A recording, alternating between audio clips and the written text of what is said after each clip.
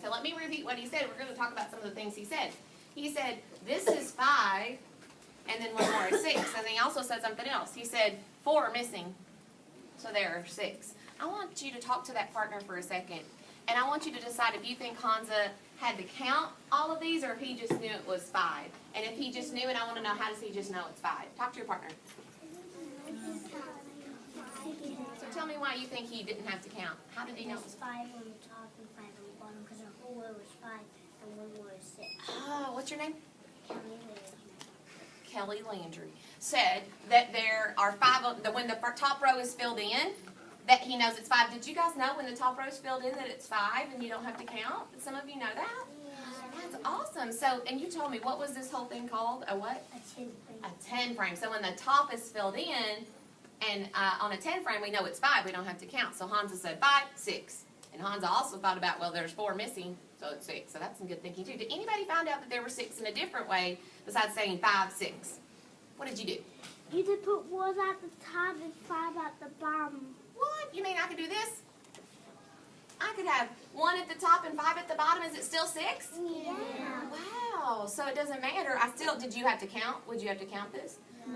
You could, but if you know it's a 10 frame and when the top bottom's filled in are answers, I want you to do something.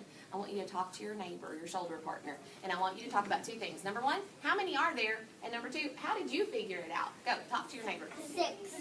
Tell them how you figured it out. 6. Don't forget to tell them how you figured it out.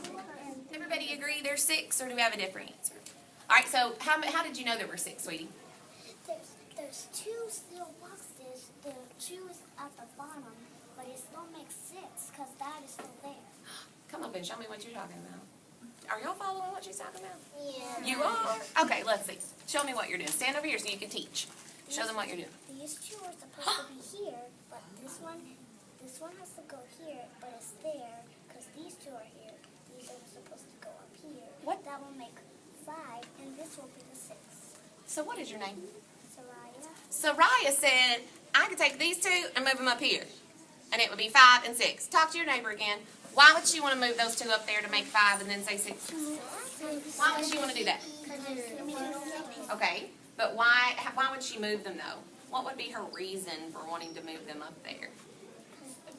There's 3 on the top, and if there's 2 on the top, if you put 2 on there, that's 5, and 1 on the bottom. So if we moved them, we would have this one, wouldn't we?